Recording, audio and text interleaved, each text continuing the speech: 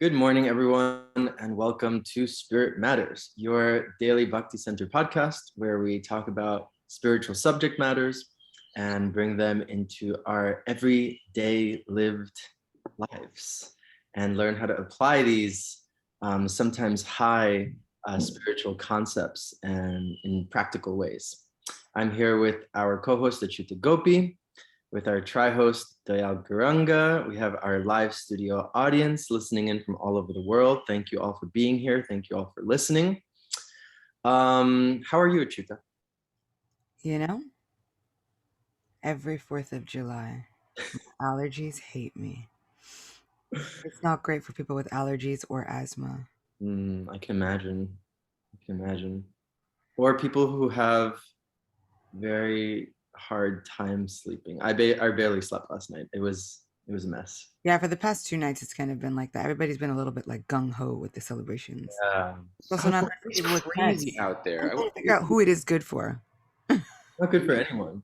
I was looking up last night, like, aren't fireworks illegal in New York? And they are. Yeah, they really are. But I mean, I've never like. Okay, during the pandemic, I thought there was a surge, but I was like, well, it's because nobody has anywhere to go and nothing to do. And this year, I feel like it was even more of a surge than during the pandemic. Yeah, it was crazy. It felt like a war zone. I was like, It was like I was walking my dog last night at 9 o'clock before bed, and Rasika and I were out together, and I was just like, this is insane. yeah. I'm not a fan of fireworks. I'm also not a How does Jiva handle fireworks? He's actually fine. We realize he has very secure attachment, and he's a well-adjusted young man. If only I could say that about myself. I know, right? I was like, that sounds great. Right? He does really well, but I'm putting it out there. I'm not a fan of fireworks for a number of reasons. Which, unless we want to dedicate this episode to that, We are not dedicating we this should move on. to fireworks. How are you doing this morning besides the fireworks, though? Yeah. I'm fine. Went to bed, woke up, here I am. Great. Amazing. So we are Sleep with a number of noise-inducing machines because my wife doesn't sleep so well. So we've got the AC on, and then she's got like it's not it's a fan. It's not a noise machine, but it's a fan that she uses as a noise machine. So when sleeping in our room is like sleeping on an airplane. And so we're kind of insulated from the outside world. I like that. I tried to do that yesterday, but it failed. I had a fan on, it wasn't working, it was too low. Anyway, we are kicking off this week. We thought that it would be a really, really awesome and interesting journey to dive into one of the seminal texts of not just the Bhakti yoga tradition, but just the yoga tradition in general, which is the Bhagavad Gita. Some of you may know this, some of you may not. It directly translates to the song of God, or the song of the divine, of Bhagavan. And it's a really, really, really beautiful, it's safe to say that it's changed all of our lives, myself, Dayal, Achyuta Gopi. And it's a text where you actually get to hear direct instruction from Krishna to his friend, cousin Arjuna. And before we actually get into reading it and looking at the verses and talking about it more in depth, we wanted to actually take a few days, we'll see how long it goes, to just talk about the Gita's influence in our life and our personal journey with the Bhagavad Gita, and how it's been for us, how we've approached it. And so, yeah, I wanted to start from there. Achyuta, Dayal, how's it been for you with the Gita? I love Bhagavad Gita. To be honest, I love it so much. I was listening to a lecture by Vaisheshika Prabhu, and throughout this whole lecture, one of the things that I really loved was it was like, every couple of minutes, like he'd come across a very poignant word in a text, and he'd tell somebody really quick, look that word up, either in Sanskrit or in English. And he was talking about the word ensconced, and he's like, somebody go look it up. And then Look it up finally, right you now. know, when they went to look it up, it was like to be fortified or placed in a fortress or take shelter of. And so he was talking about us being ensconced in material nature. And so he was saying, yeah, you know, trying to find that fortress, trying to find that shelter in material nature doesn't work very well. And so I was thinking about it when you were saying, you know, translates to the song of the divine. And I was thinking about the word Bhagavan. And we've kind of co-opted, you know, this English word, the divine, because in spiritual speak, it feels like easier. But really, it's like the one with all opulences, the most fortunate of beings, the one who is the very source of all fortune. And as a person who really likes words, English major in me, I love it so much more than just this. It almost seems like divine has kind of like put this box around it. And so I really kind of like looking at the different layers of the etymology of this word Bhagavan and how we use it, because really Bhagavad Gita is so deep and there's so many layers. So while we continue on, I'm actually going to look up the word divine. Look it up. Yeah, it's I often find that English is not like it's a very interesting language, but it's I feel it's very limited sometimes, like how we just like mush concepts or high concepts into a word. It's not my favorite language actually. Who's Agnes?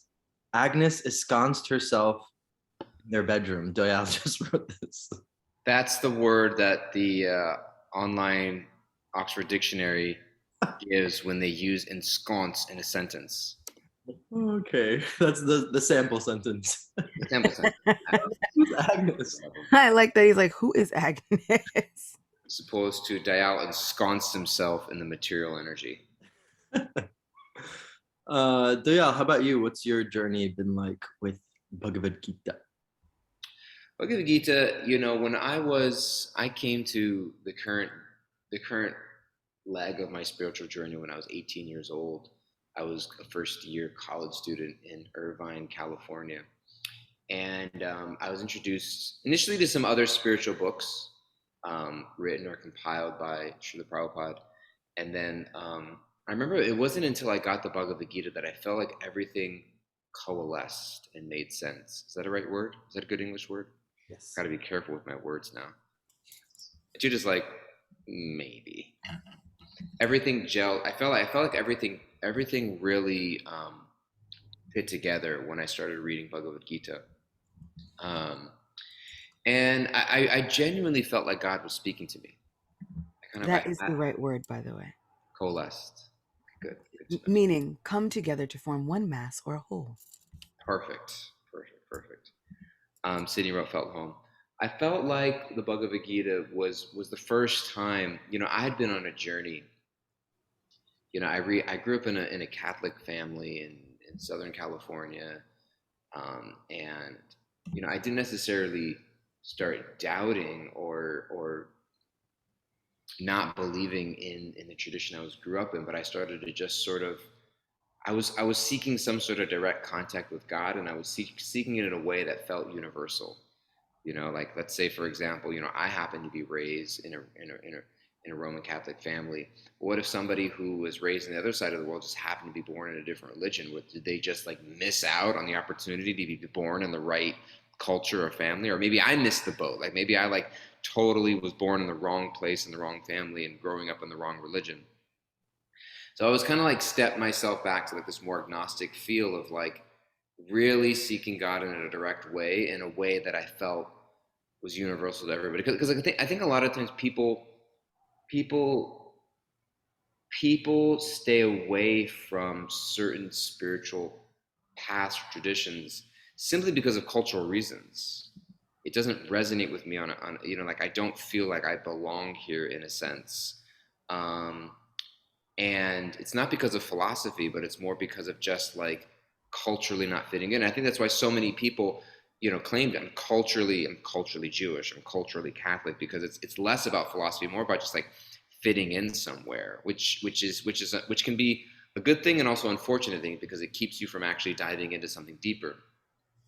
But I felt like, religion has to go beyond just cultural. Like, what does it mean for each living being to have like a direct relationship with God or higher power? And I was seeking that. And I was knocking on the door, I was singing songs and praying, and I was just feeling like I was just waiting. I was waiting for like God to show up in my life. And I really felt like for the first time in a very long time, if ever in a more crystallized way, like God was speaking to me through the Bhagavad Gita. Um, and so it made a deep impression on me. And from that time, I felt like the Bhagavad Gita is kind of like, I love Gandhi's, what was it, Gandhi's quote that whenever doubts overwhelm me or fear overtakes me, etc., like I find a verse from the Bhagavad Gita to comfort me, and it brings me solace in the face of overwhelming sorrow, something to that effect, in that way. Um, and so I find that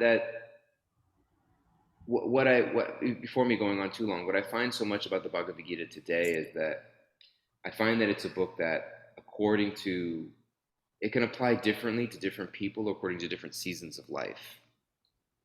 And so I feel like it's a book that I have to come back to regularly and, yeah, ask myself the question, what does this mean for me today? And I kind of think that that's where we want to go a little bit with our podcast, is like looking at this book constantly and saying, what does this mean for us, for me, for you today? Um, and so that's what makes it kind of exciting. Mm, mm, yeah, that's beautiful. What does it mean for me today? I think that's really important, because I think it's really when you read something in the season of whatever season or chapter you're in your life, it's going to hit differently. And I had that experience. My experience was not so direct with the Bhagavad Gita. I'll say I'm the black sheep when it comes to the three of us. I read it when I was 21, and it totally went over my head. Like, I was not in the right headspace to read it. I was also seeking. I was on a journey in India. I was living in India, and I was like very much in a, what's the word I'm looking for? Almost like sociological observer, like mood of studying all of the different philosophies in India and different paths of Vedanta, and visiting all these different ashrams and getting to know, all these different types of, there's a lot of philosophies. And so when I came across the Bhagavad Gita, and specifically it was Srila Prabhupada's Bhagavad Gita, and I came across, the devotees and temples and this and etc. It was really interesting to see how, like, it really depends where you're coming from, and timing is really right, and how you're held or not held is really important as well. Because at the moment in my life, I was 21. I was feeling very like, yeah, like I said, like almost like an observer. Like I wanted to be apart from everything, but I wanted to know a lot of things. And so when I read the Bhagavad Gita, my immediate feeling was like, this is too personal, gaudy, like this is not it for me.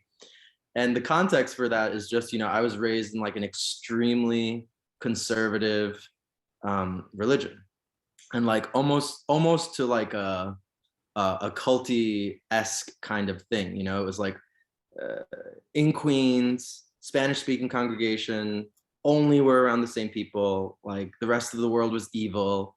The world was about to end. It's still about to end, by the way. And all of this stuff. So when I had my moving away from that religion, like in my teenage years, I also like took on this more of like agnostic-esque kind of like, okay, I know that there's something, I know that there's like, I never stopped believing in some sort of higher power, but the idea of a personal God was so ingrained in my mind of how that personal God is supposed to be, right? So in kind of my Christian, well, Jehovah's Witness upbringing, like personal God meant like, judge in the sky, like, very like high and mighty, this kind of thing. And so I think, yeah, when I read the Bhagavad Gita, I was just like, this is really intense. You know, I was reading all of the purports by Srila Prabhupada as well, I remember. And I remember just like having visceral feelings of like, this is really intense. I'm going to close this for now. I'm going to put it over here, and that'll be that. And I didn't revisit the Bhagavad Gita until I was 26, 5 years later. And it was really interesting. Just, you know, I was at a very different place in my life, and I read it in community with people, and that really changed everything for me, you know. And I think I was reflecting on us talking today, on what we would be talking about today. And for me, like that the biggest thing that kept on coming up for me was like, it's so important sometimes to read or to study these kinds of texts together with others, like with people who have a deeper experience of these concepts, you know, because when you're reading something, it can very easily be contextualized in your, like, you know, in your stuff. So when I read Bhagavad Gita when I was 21, I was like, alert, you know, like this is too much. And then when I read it when I was 26 with devotees, with people who had dedicated their life to this, it really left a very different impression on me. What I find incredibly interesting is that the subtitle of Bhagavad Gita is As It Is. And one of the most clear things is none of us is reading it as it is. It's all as we were. We are constantly reading this text as we are. And so I think it's really ironic and very interesting that this book is Bhagavad Gita as it is. And we're all like, you know what? It was really about me and where I was. And that's kind of how we approach everything. For me, growing up with Bhagavad Gita, it was like the good thing to do. You're a good little kid. You read and memorize, and you spout all of these verses that, unless you are Prahlad Maharaj, I'm sure you do not really understand at 5. There is no real basis for the understanding of them. But it's the good thing to do. And so that was me. And I kind of was a person who matured quickly. And I would, talk with my sister and family members, and we always felt like the problem with introducing Bhagavad Gita first is that this is actually something that happens in the middle of a huge, long history. It's like getting a history textbook and only introducing this one chapter that happens right smack in the middle with all this cause and effect and everything happening. And we're like, here, new people, why don't you read this? And there's no real backstory. You're not able to get the full backstory of Mahabharata within the context of Bhagavad Gita. So when I was a teenager, I decided, I was like, okay, I'm gonna do it right though. I really want to go through it the in my opinion, the right way with context. So I would read through Mahabharata, and then once I got to the point in Mahabharata when Bhagavad Gita was spoken, then I would actually read Bhagavad Gita. And I remember reading it several times. And the first time I did it like that, it was cool. The second time I did it like that, it was like watching a movie. And I remember that kind of changed things for me. And I was like 19 or something, 19, 20. And it was one of those moments where I felt like I'd been looking at this text my whole life, familiarizing myself with certain verses, familiarizing myself with the idea that Krishna is my dearest friend. But when I read it in context, and it took a couple of times, it really was like watching a movie. And at a certain point, I was really feeling like, whoa, this is actually kind of cool. Like there's something way deeper happening here. And then reading it again after that, it started to develop into this treatise on divine love. And divine love in a way that we don't usually see it. It's divine love characterized and exemplified through a friendship, through two family members. And, dictionary wise, divine just literally means like of God, relating to Deus or God from the Greek. So I feel like it's almost a bit of a disservice or a bit of a cop out when we're like, oh, the divine. And I'm like, actually, Mm, Sanskrit wise, there's so much more to it. And I mm, get it, we can have allergic reactions to God, and so it feels more comfortable, but really we're just saying the same thing. It's just the same.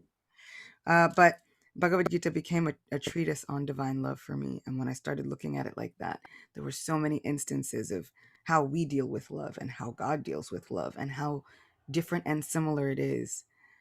And God's way is never what I think it is. mm, Mm.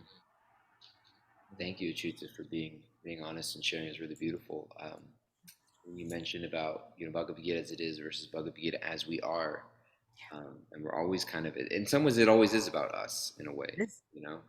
Not saying for better or worse. It kind of is. It's how we're applying things. And um, I was thinking of this idea of a tree bearing fruits.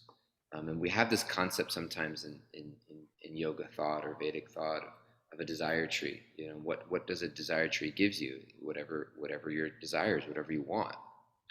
And so Krishna mentions in the Bhagavad Gita the idea of people becoming a little bit overstimulated by he says, the flowery words of the Vedas. Like when you think of the Vedic literatures, the canon of Vedic literatures, of which Bhagavad Gita is a part, this idea of approaching God or religion or spirituality as this means to fulfill my desires. That I can like, I'm looking for something and I can find it here in some way, whether it's material, whether it's a gospel prosperity, that if God loves you, he's going to bless you with material wealth, or a healthy family, or all of these reasons that people experience doubt in religion. Like, why do I experience doubt in religion? When something bad happens to me, right?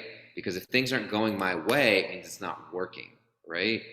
And so I think that this idea of it's mentioned even Srimad Bhagavatam, which is like an extension of Bhagavad Gita, or some people say the next step beyond Bhagavad Gita in terms of more elaborate Vedic texts, is mentioned to be the ripened fruit of Vedic literature. And so when I think of the idea of ancient texts being like this desire tree, it's almost kind of like you'll find what you're looking for in a way. Like if you're looking for, then you find this even in politics, you find this in social groups of like people using text to like justify various thoughts. Like clearly Jesus was a Democrat. Clearly Jesus was a Republican. You know what I mean? And it's like whichever one you're looking for, and you can find verses and things to justify. But I think where we get the most, you know, when you approach a desire tree, or when you approach, we even say great souls, great devotees, vancha kalpatrubias cha, great souls are like desire trees. But they also have their own fruit, irrespective of what we're looking for. And if we approach it separate without personal desires, like, I just want to hear what you have to offer me. I just want to receive what you have to give me. Then we actually open ourselves up to something incredible and magical beyond what we could have even dreamed of. If we come in to be like, hey, this is what I'm looking for, okay, we'll get that. I remember one time I was listening to a class and Ranat Swami was speaking, and he said, if you're looking for fame and validation and this and that in your bhakti practice, then you'll get that, and that's all you'll get. He said it in such a way of like, if that's what you're looking for, you'll get that, but that's all you'll get. Like, you'll miss out on what I'm really here to offer you. What I'm really, really here to offer you. And so I think that so much of our bhakti practice, and Prabhupada mentions this a little bit in his introduction to the Gita, the idea of how to approach Bhagavad Gita, in this getting to a place of like, you know what? I'm tired of just prayer and spiritual life and practice just being this petition for me to get what I want. And I'm ready to, and I think that's also where Arjuna was in the very, very beginning. This idea of like, you know what? Like, I actually don't know what's best. I just know I want what's best, and I don't necessarily know what that is. And so I think that like this approach to the Gita, as you're mentioning, is really as it is, as opposed to as I am, of like, what is it that you're trying to tell me? What is the message right now that I'm meant to be receiving? And I kind of love living life like that. Like, what, rather than why is this happening to me, is like, what's being spoken to me right now. And so I appreciate that thought, and I was thinking of that and wanted to share that. Hmm. I have a story about older Spanish ladies, but it will wait until tomorrow because we are running fresh out of time. Older Spanish ladies reading the Bhagavad Gita. Yes. Not just older. We're gonna pick up there tomorrow. We are definitely. It's gonna be an easy one to remember. Yeah. We're running fresh out of time, so we'll hand it over to Kimberly, our expert taker awayer, for some takeaways. Thank you. So I'm taking away that a lot of times we read the Gita as we are, and we go through various seasons in life, and sometimes it takes time for the text to click for us. And then I'm taking away that we can also try to approach the Gita and life just as it is, and approaching it without trying to place our desires on it, and trying to our best to just take in what the text and life is trying to share with us. Beautiful. Thank you so much, Kimberly. Any final takeaways, Achyuta, Dayal? I am going in with this point of if I really care about the relationship that is growing between me and Bhagavad Gita, and thus between me and Bhagavan, then I feel like what Doyle said was so incredibly important. Am I open to receiving? Am I hearing receptively?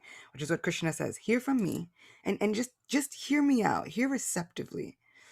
And I kind of want to look at instances in life like that. Am I living receptively? Am I hearing receptively? Am I just taking this moment to be open to the possibility?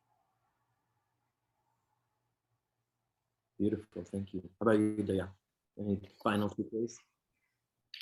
I think it's the same. I think that for me, I'm taking away is can I let go of what I think I deserve or is meant to come to me, and can I open up to what Krishna is trying to tell me in any particular instance, and just hear that. Beautiful. Thank you so much. Yeah, it's the same for me. I really, this point of as it is versus as we are, it's really hitting home for me, and just trying to listen more, be more receptive to Krishna's messages as opposed to what I'm trying to get out of a situation, a book, a teaching, etc., and rather just seeing it for what it is. But we are fresh out of time, and we will continue tomorrow at 9 a.m. Eastern time. Thank you, Dayal. Thank you, Achyuta. Thank you for our live studio audience. We'll keep on talking about reflections on the Bhagavad Gita, starting with a story about Spanish older ladies reading the Bhagavad Gita. Thank you all so much, and we will see you tomorrow. Thank you all. Bye.